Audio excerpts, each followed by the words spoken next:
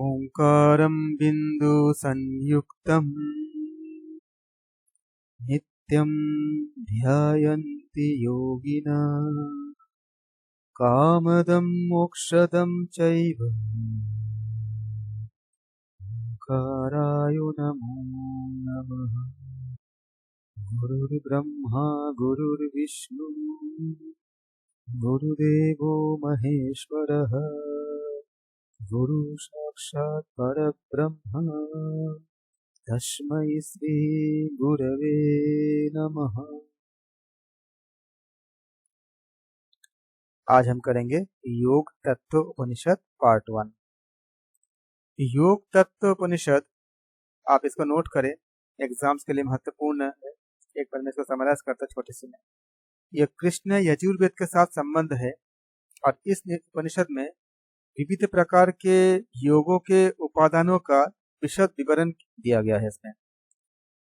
इसके बारे में बता रहा हूँ कि एक बार पितामह ब्रह्म ने भगवान विष्णु से 8 अंगों वाले इस योग तत्व के बारे में पूछे और उसके उत्तर में भगवान विष्णु ने ये उपदेश दिए थे। इसमें कैवल्यपाद की प्राप्ति से लेकर के योग मार्ग को श्रेष्ठ बताया गया है। इसमें मंत्र योग, लय योग, हठ योग और राजयोग, ये 4 प्रकार के योग बताए गए हैं।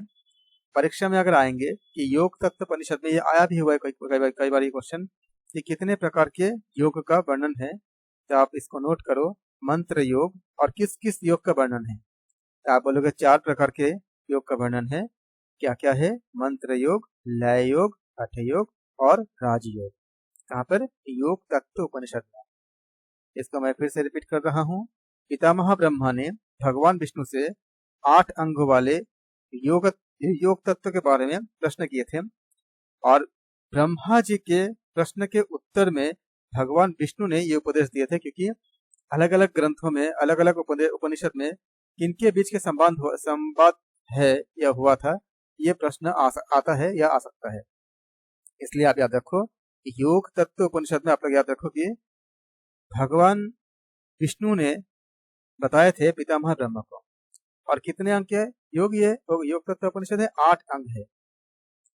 इसमें कैवल्य प्राप्ति के इसमें श्रेष्ठ मार्ग क्या बताया गया? इसमें कैवल्य प्राप्ति के लिए योग मार्ग को श्रेष्ठ बताया गया। कौन कौन सी इसमें योग का वर्णन है? मंत्र योग, लय योग, हठ योग और राजयोग, ये 4 प्रकार के योग बताए गए हैं। ये आप महत्वपूर्ण है, इसको आप रखना, हमेशा ख्याल रखना। और इनकी ये 4 अवस्थाएं बताए गए हैं: आरंभ अवस्था, घट अवस्था, परिचय अवस्था और निष्पत्ति अवस्था। ये हम दूसरे ग्रंथों में भी पढ़े हैं, कुछ हठयोग के ग्रंथों में। लेकिन योग तत्व उपनिषद में कभी कभी प्रश्न ऐसा भी आता है कि हठयोग के ग्रंथ में और उपनिषद में किस उपनिषद में आरंभ अवस्था, घट अवस्था, परिचय अवस्था और निष्पत्ति अवस्था का वर्णन है। ऐसा क्वेश्चन आया भी हुआ है। या इसको करने के लिए आप इसका शॉर्ट नोट बनाएं आप लोग इसको। और योग के साधकों और सिद्धों के आहार विहार, दिनचर्या इत्यादि के बारे में भी योग तत्व उपनिषद में विस्तृत वर्णन किए गए हैं। यौगिक सिद्धियों और साधना जब करते हैं, साधना काल के जो सावधानियां हैं, उसमें सावधानियों का भी इसमें वर्णन किया गया है, अर्थात इसमें निर्देश दिया गया है। योग लभ्य मतलब योग से जो लाभ प्राप्त होता है, अनिमादि 8 सिद्धियों की निसंदिग्ध, इसका कोई संदिग्ध नहीं होना चाहिए, निसंदिग्धता, इसको बताते हुए भी अंततोगत्व जीवन के लिए यहाँ पे आत्म तत्व का साक्षात्कार ही परम लक्ष्य है, ये भी वर्णन की गई है। और ये बताया गया है कि निर्वात दीप शिखा की तरह अंतःकरण में आत्म तत्व का साक्षात्कार करके संसार चक्र से मुक्त हो जाना ही परम लक्ष्य है। ये इस उपनिषद की सभी जितने भी उपनिषद है, उसके बाकी की तरह ही यह फल श्रुति की तरह तो है ही इसमें। और ये जो हमने बातें किया, ये एक समराइज है कि क्या क्या इस उपनिषद में हमें मिलेंगे, हमें इसमें अध्ययन करने के लिए। क्योंकि इतने में ही 1 या 2 क्वेश्चन मिल जाते हैं कि इस योग तत्व उपनिषद में क्या क्या वर्णन है और इसमें किसने किनको सुनाए, तो आप बोलोगे कि ये भगवान विष्णु ने पितामह ब्रह्मा के आग्रह पर ये सुनाए थे। ये आपका शॉर्ट नोट हो जाएगा जितना आप लोगों का, जितना मैंने बताया। इसके बाद हम अभी शुरू करेंगे योग तत्व उपनिषद में। शांति पाठ से शुरू होती है। ओम सहना भवतु सहनो भुनक्तु सह वीर्यं करवावहै तेजस्विनावधीतमस्तु मा विद्विषावहै। ओम शांति शांति शांति।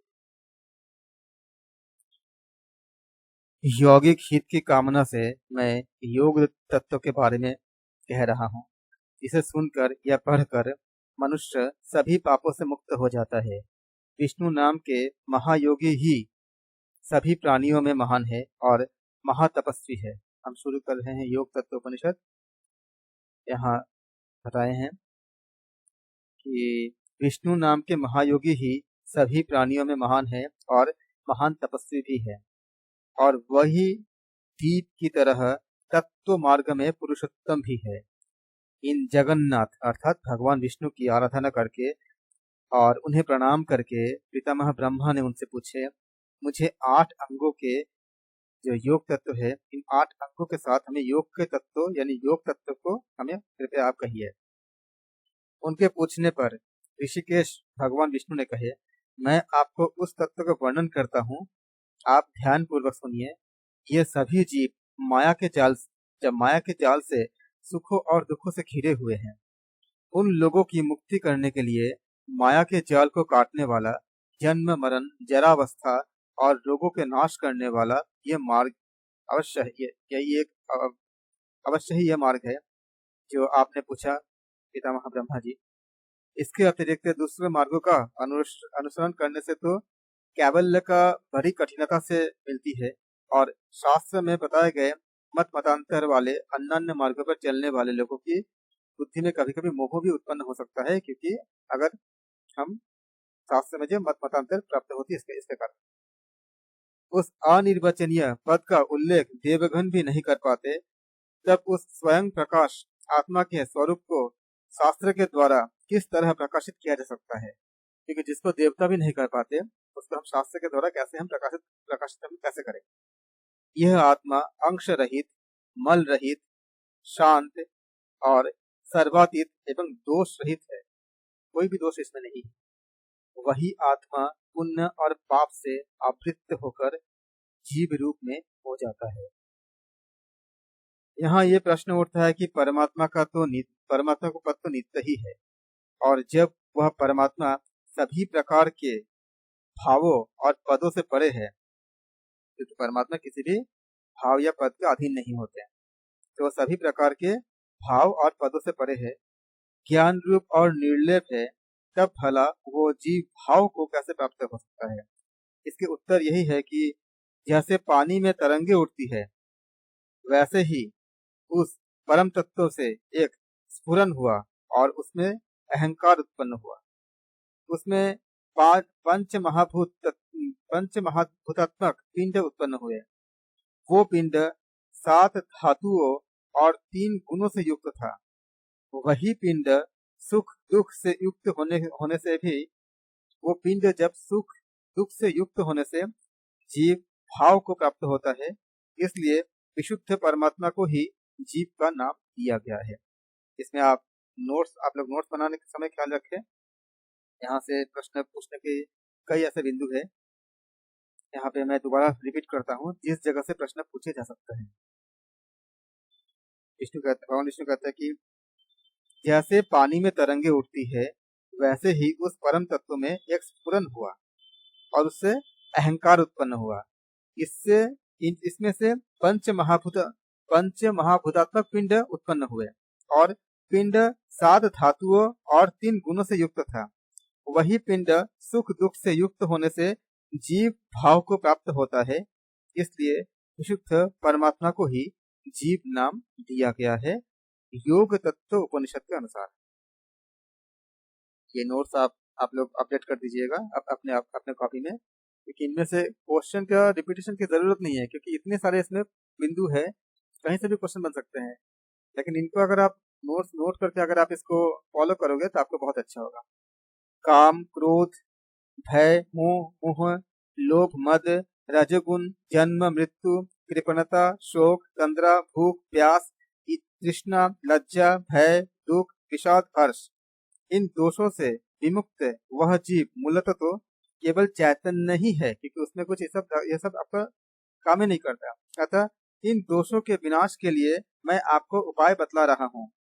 योग के बिना केवल ज्ञान ही मोक्ष कारक, अगर हम खाली योग न करें तो योग के बिना केवल ज्ञान, इसको अगर हम लेके अगर मोक्ष की प्राप्त करना चाहेंगे तो केवल ज्ञान से मोक्ष कैसे हो सकता है।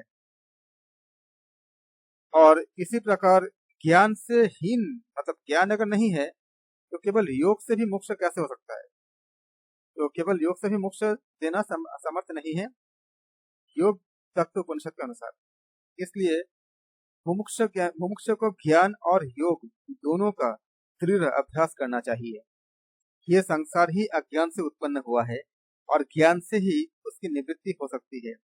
आदि में ज्ञान का ही स्वरूप होता है और ज्ञान के द्वारा ही ज्ञेय को प्राप्त किया जा सकता है। जिस मनुष्य ने अपने चैतन्य रूप परम पद को जान लिया है, जो पद अंश रहित विशुद्ध साक्षात सच्चिदानंद स्वरूप उत्पत्ति स्थिति नाश के स्फुरन से जो रहित है, वही सच्चा ज्ञान है। अर्थात सर्जन पालन विसर्जन शून्य, अर्थात हम कह सकते हैं कि सर्जन पालन विसर्जन शून्य अंश रहित शुद्ध चैतन्य ही ज्ञान है। वो ज्ञान मैंने आपको बताया। हे ब्रह्मा जी, अब मैं आपको योग के बारे में बताता हूँ। वो योग व्यवहार में अनेक प्रकार के होते हैं, जैसे मंत्र योग, लय योग, हठ योग, राज योग। उस योग की 4 अवस्थाएं कही गई है: आरंभ अवस्था, घट अवस्था, परिचय अवस्था और निष्पत्ति अवस्था। आप इनको अवश्य ही नोट करें आप लोग, ये बहुत महत्वपूर्ण है। एक परीक्षा में इसके संबंध में काफी क्वेश्चंस किसी भी तरह से आ सकते हैं। भगवान विष्णु कह रहे हैं कि वो योग व्यवहार में हमारे व्यवहार में अनेक प्रकार के हो सकते हैं, जैसे मंत्र योग, लय योग, हठ योग और राज योग। उस योग की 4 अवस्थाएं कही गई है: आरंभ अवस्था, घट अवस्था, परिचय अवस्था और निष्पत्ति अवस्था। ये ब्राह्मण, इन चारों योगों के लक्षण में मैं आपको संक्षेप में कहूंगा, आप सुनिए। जब कोई साधक 12 वर्ष तक मात्रा सहित मंत्र का जाप करता है तो ये मंत्र योग कहलाता है।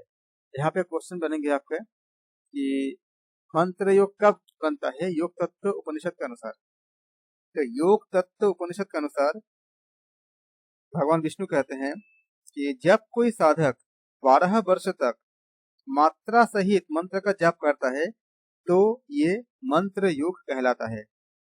इसका साधक धीरे धीरे, जो साधक होते हैं, वास्तविक जो साधक होते हैं, धीरे धीरे अनिमा इत्यादि, अनिमा गरिमा ऐसा सिद्धियां होती है, अनिमा आदि सिद्धियों के गुण प्राप्त करने लगता है। अर्थात अनिमा आदि सिद्धियों के गुण से युक्त होता है।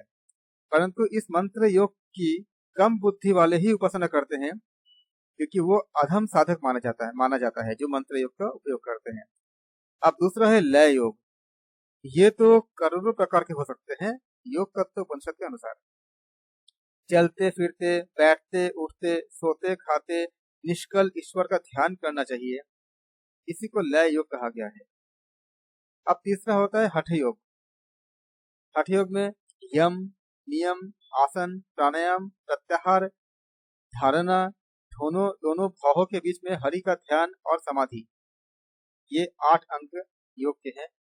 परीक्षा में अगर 8 अंक कहे जाएंगे तो अगर योग तत्व उपनिषद के अनुसार अगर पूछा जाएगा तो आपको इन बातों को याद रखनी है।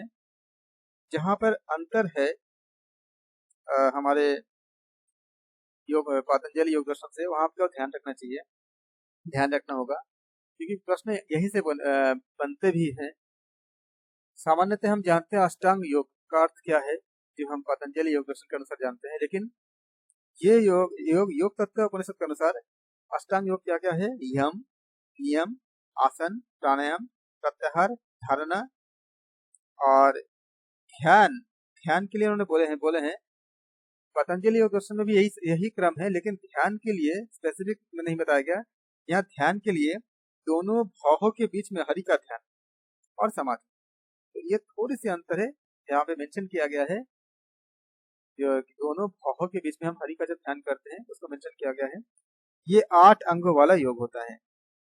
हठ योग में महामुद्रा, महाबंध, महावेद, खेचरी मुद्रा, जालंधर बंध, उद्यान बंध, मूल बंध, दीर्घ प्रणव, अनुसंधान, परम सिद्धांत, श्रवण तथा वज्रौली, अमरौली, सहजौली, ऐसे 3 मुद्राएं आती हैं।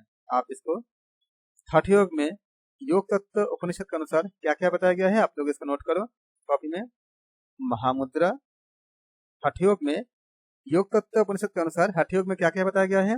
महामुद्रा, महाबंध, महावेद, खेचरी मुद्रा, जालंधर मुद्रा, उद्यान बंध, मूल बंध, दीर्घ प्रणव, अनुसंधान, परम सिद्धांत, श्रवण और वज्रौली, अमरौली, सहजौली, ऐसे 3 मुद्राएं आती हैं। आप इन नाम को कॉपी में नोट्स की तरह नोट्स बना लेना और इसको लर्न करना। पूरे उपनिषद आपसे पूछने जाएंगे नहीं, ये जो नाम है इन्हीं नाम से प्रश्न पूछते हैं। आपको जानना जरूरी है, क्योंकि अगर आप उपनिषद को पूरा एक बार नहीं जानोगे तो आप अच्छे से चीजों को नहीं पकड़ समझ पाओगे। लेकिन जानने के बाद आपका न तो उतना ज्यादा बहुत आपको लिखना नहीं है वहाँ पे, क्योंकि सारा क्वेश्चन ऑब्जेक्टिव आते हैं ज्यादातर। तो जहाँ भी ऑब्जेक्टिव क्वेश्चन आएंगे वहाँ आपको इन्हीं के आधार पे बनेंगे, मुद्राओं के आधार पे। फिर आपका जितने तरह के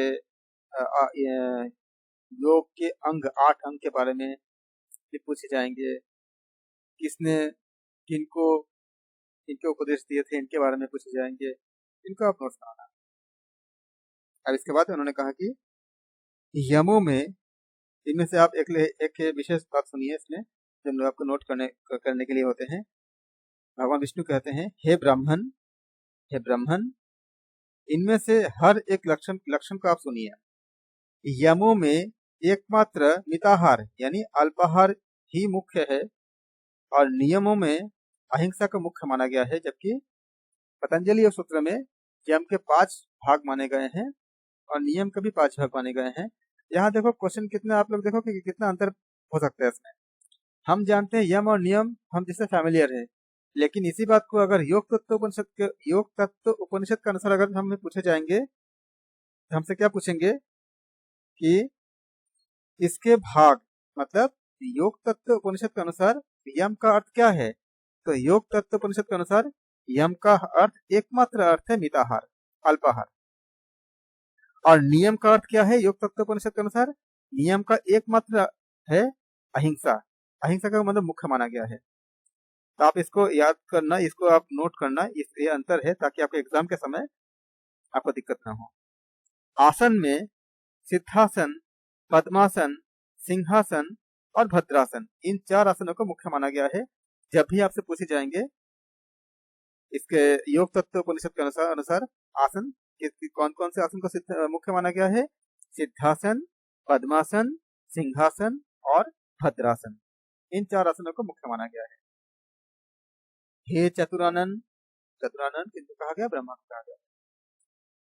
हे चतुरानन, योग के अभ्यास के प्रारंभ में विघ्न तो आते ही हैं। यहाँ पे अंतराय जिसको हमने श्रवण किए थे पतंजलि योग दर्शन में, वहाँ पे 9 अंतराय बताए गए हैं। भगवान विष्णु यहाँ भी बता रहे हैं कि कैसे योग में जब हम शुरू करते हैं विघ्न को अंतराय कहते हैं, मतलब बाधा विघ्न जो होती है। जैसे आलस्य, अपनी पढ़ाई, धूर्तपने की बातें और मंत्रादि का साधन आदि, ये सारे क्या होती है? विघ्न होते हैं। श्रेष्ठ साधक को धातु, धनादि, स्त्री, लोलुपता आदि को मृग जल समझकर छोड़ देना चाहिए और अपने पुण्य के प्रभाव से सभी विघ्नों को हटा देना चाहिए। बाद में प्राणायाम करना चाहिए। इसके लिए स्वयं पहले पद्मासन लगाकर हमें पद्मासन लगाकर बैठने चाहिए। ऐसा करने के लिए सबसे पहले एक छोटी सी सुंदर हमें कुटिया बनानी चाहिए कि कहाँ पे करना चाहिए। लेकिन ये योग तत्व उपनिषद के अनुसार है। कुटिया का मतलब ये नहीं है कि हम झोपड़ी से ही बनाएं, हम अपने घर पे भी कर सकते हैं। लेकिन योग तत्व उपनिषद में जो बताया गया है, ये बताया गया कि हमें सबसे पहले एक छोटी सी सुंदर सी कुटिया बनानी चाहिए। उसका द्वार छोटा होना चाहिए, उसमें छिद्र नहीं होने चाहिए, वह गोमय से प्रयत्न पूर्वक लिपा होना चाहिए। खटमल, मच्छर, मकड़ी आदि जंतुओं से उसे प्रयत्न पूर्वक रहित कर देना चाहिए, ताकि ऐसे जंतु न रहे, कि ऐसे जंतु रहेंगे तो हम योग में हमें बाधा पहुंचेगा। इसलिए भगवान विष्णु ने कहा, क्या कहे हैं कि सबसे पहले एक स्वयं को हमें पद्मासन में बैठना चाहिए सबसे पहले। और उन्होंने बताया कि पद्मासन में बैठने के लिए हमें क्या करना चाहिए, एक छोटी सी कुटिया बनानी चाहिए, उसका द्वार छोटा होना चाहिए, उसमें छिद्र नहीं होने चाहिए, वह गोमय से पूर्ण, मतलब आपका गोमय जो होती है गाय के गोमय से प्रयत्न पूर्वक लिपा होना चाहिए। खटमल, मच्छर आदि जंतुओं से उसे प्रयत्न पूर्वक, मतलब कोशिश करके, अपने खुद के कोशिश से, इसे कहते हैं प्रयत्न पूर्वक, अपने स्वयं के कोशिश से उसे कोशिश करके उसको प्रयत्न पूर्वक उसको साफ कर देना चाहिए, यानी कि रहित हो जाना चाहिए। उसमें कुछ भी ऐसा कीटाणु नहीं होना चाहिए या ऐसे कीट नहीं होने चाहिए जिससे कि जैसे खटमल हो गया, मकड़ी हो गया, मच्छर आदि हो गया, तब आप योग में वो बाधा उत्पन्न करेंगे। फिर उसके तत्पश्चात उस कुटिया को प्रतिदिन सन्मार्जनी से प्रयत्न पूर्वक झाड़ कर स्वच्छ रखना चाहिए और गुग्गुल आदि की धूप से उसे सुगंधित करने चाहिए। बाद में जो न बहुत ऊंचा हो और न बहुत नीचा हो, ऐसे वस्त्र को हमें धारण करनी है। इसके जगह पे मृगचर्म या कुश के आसन पर हमें वस्त्र को धारण करने के बाद मृगचर्म या मृग जो हिरन होती है, मृगचर्म या कुश के आसन हमें यहाँ तो मृगचर्म नहीं मिल सकता, लेकिन कुश के आसन की बात बताई गई है। कुश के आसन में पद्मासन में बैठकर शरीर को सीधा रखकर हाथ जोड़कर इष्ट देवता को प्रणाम करना चाहिए और इसके बाद दाहिने हाथ के अंगूठे से पिंगला का निरोध करके उसे दबाकर धीरे धीरे वायु को भीतर की ओर खींचने चाहिए और उसे यथाशक्ति रोककर हमें कुंभक करना चाहिए। उसके बाद पिंगला द्वारा उसे उस वायु को धीरे धीरे वेग रहित बाहर निकालना चाहिए। फिर इसके बाद पिंगला से वायु को पेट में फिर से हम भरते हैं और फिर शक्ति के अनुसार ग्रहण करके ईरा के माध्यम से धीरे धीरे हम रेचन करते हैं। इस प्रकार जिस ओर के नाथुने से वायु को हमें बाहर निकालना हो, उसी के जरिए फिर से वायु को हम भरते हैं और दूसरे ओर के जो नथुने मतलब नाक जो होती है, नथुने से हम बाहर निकालते हैं।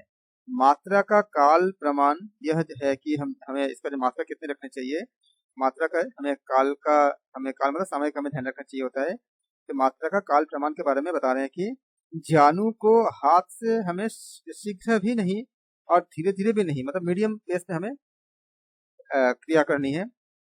ऐसे मध्यम या सामान्य मध्यम रूप से चारों ओर घुमाकर बाद में चुटकी बजाने में हमें जितना समय लगता है, उस समय को एक मात्रा कहा गया है, उस हिसाब से हमें करना चाहिए। ये मात्रा का मतलब यहाँ पे ये अर्थ होती है।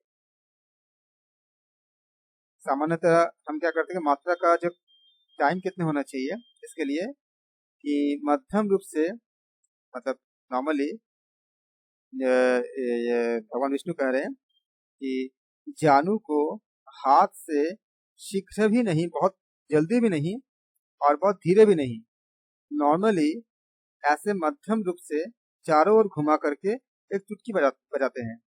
उसको बजाने में जितना समय लगता है, ये क्रिया करने में, उसको हम एक मात्रा कहते हैं। हीरा नाड़ी से धीरे धीरे 16 मात्रा तक वायु का पूरक करना चाहिए।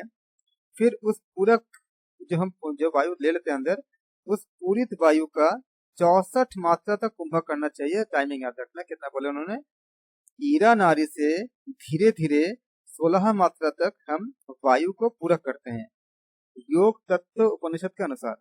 और फिर उस वायु का, जिस वायु का हमने लिया है, फिर उसको उस पूरित वायु का 64 मात्रा तक हम कुंभक करते हैं। फिर पिंगला नाड़ी के जरिए उस कुंभित वायु का 32 मात्रा तक के काल को हम रेचक करते हैं और फिर से उस पिंगला नाड़ी से वायु का पूर्वोक्त जो पहले जो हमने किया थे उसको उसका मतलब ये पूर्वोक्त हो गया कि फिर से उस पिंगला नाड़ी से वायु का पूर्वोक्त रीति से हमें पूरक ही करते हैं, यह पूरक ही करने चाहिए और पूर्वोक्त प्रकार से ही हमें जो हमने किए थे उसी चीज को हमें रिपीट करना चाहिए या रिपीटेशन करना चाहिए और पूर्वोक्त प्रकार से ही हमें कुंभक और रेचक करने चाहिए। इस प्रकार प्रातः में क्या उन्होंने कितने बार बोले हैं उन्होंने भगवान विष्णु ने कहे हैं कि इस प्रकार में प्रातः मतलब आपका सुबह में, मध्याह्न में मतलब दोपहर के समय, सायकाल में और आधी रात में, 4 टाइम उन्होंने बोले हैं। आधी रात को धीरे धीरे 80 यानी 80 कुंभकों का यानी प्राणायाम का अभ्यास करना चाहिए, हर बार 80-80। इस प्रकार 3 मास तक अभ्यास करने से नाड़ी शुद्धि हो जाती है। प्रश्न यहाँ से बन सकते हैं कि योग तत्व उपनिषद के अनुसार कितने समय में नाड़ी शुद्धि हो सकती है। तो आप याद रखना, योग तत्व उपनिषद के अनुसार समय कितना है, 3 महीने। डेली कितने बार करनी है, 4 बार, सुबह, प्रातः, दोपहर, शाम और आधी रात और कितने बार करने चाहिए, 80-80 बार करने चाहिए। अगर हम इसको 3 महीने करते हैं तो हमारे नाड़ी शुद्धि हो जाती है और ऐसा होने पर नाड़ी शुद्धि होने के पर परिणामतः उसके बाह्य कुछ चिन्ह भी दिखाई देते हैं, उससे कुछ लक्षण भी दिखते हैं जब हम ऐसा नाड़ी शुद्धि कर लेते हैं। तो ऐसे बाह्य चिन्ह, उसके लक्षण क्या है, भगवान विष्णु अब लक्षण कह रहे हैं कि जब नाड़ी शुद्धि प्राणायाम हो जाती है तो हमें क्या दिखती है, क्या लक्षण होते हैं, इसके बारे में भगवान विष्णु पितामह ब्रह्मा को बता रहे हैं। शरीर में हल्कापन आ जाता है, जठराग्नि तेज हो जाती है, शरीर में कांति बढ़ती है, शरीर में पतलापन आता है। ऐसे समय में योग में बाधा पहुंचाने वाले आहार का त्याग कर देना चाहिए। कौन कौन से आहार, नमक, तेल, खटाई, गरम सूखा और तीखा भोजन, हरे साग, तरकारी, हींग आदि मसाले, आग में तपना, स्त्री का सहवास, अति चलना मतलब ज्यादा चलना, सुबह का स्नान जो मॉर्निंग का स्नान है, सुबह का स्नान, उपवास और शरीर को कष्ट पहुंचाने वाले अन्य कार्य छोड़ देना चाहिए।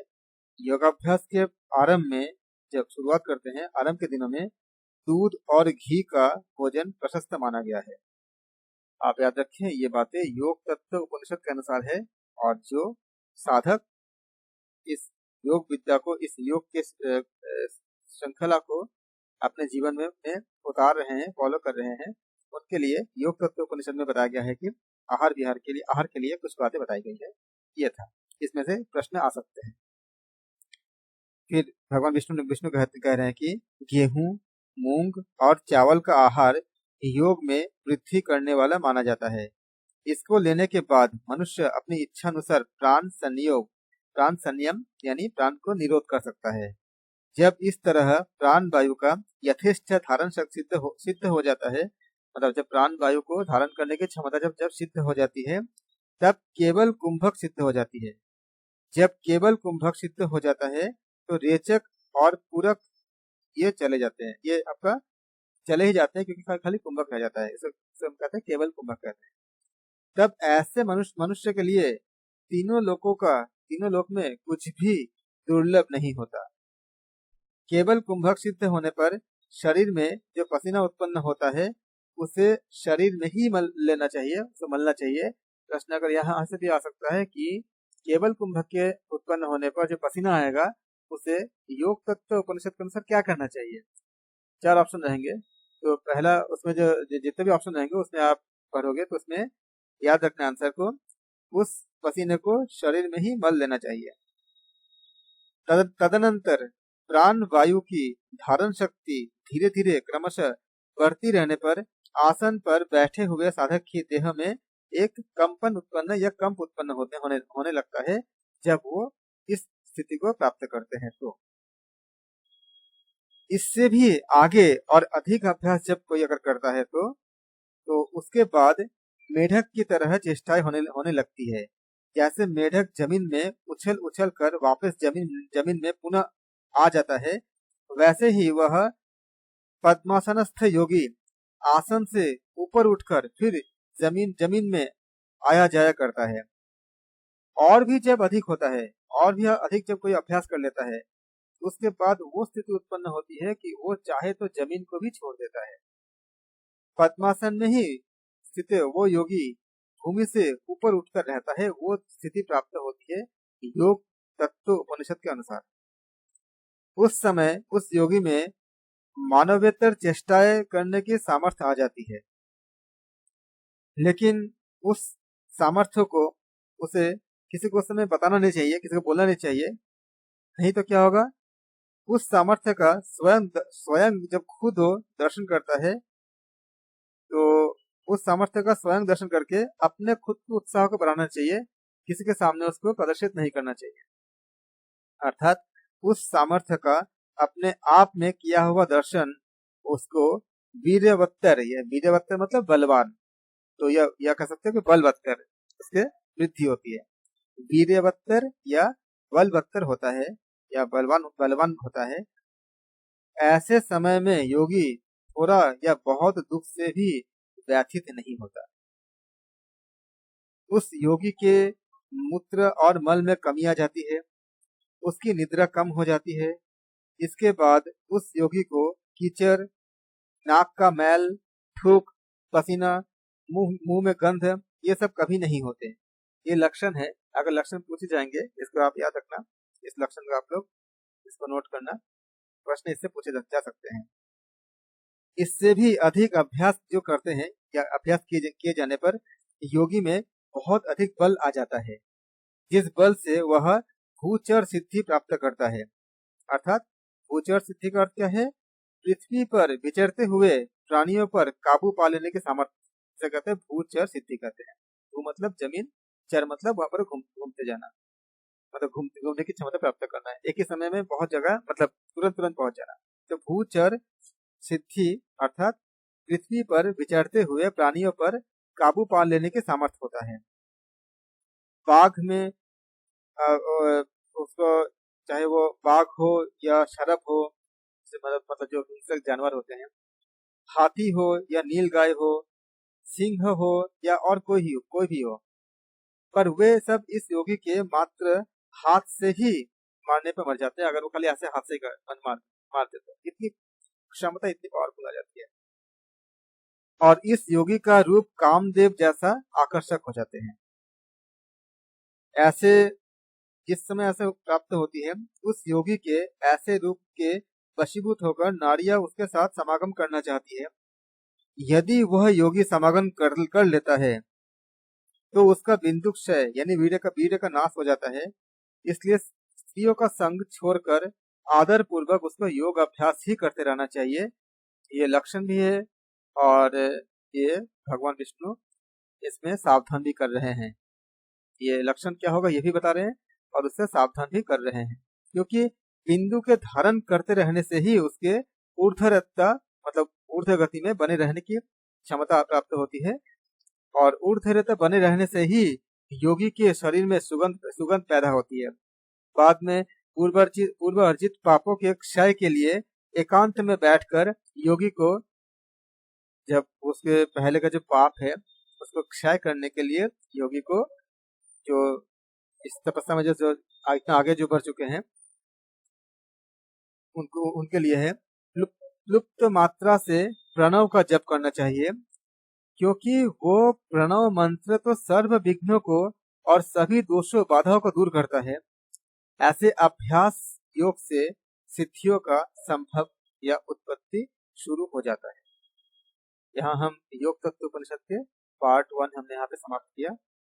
पार्ट 2 में इसके बाद घटावस्था के बारे में हम बात करेंगे और इस उपनिषद के शेष भाग को हम समाप्त करेंगे पार्ट 2 में।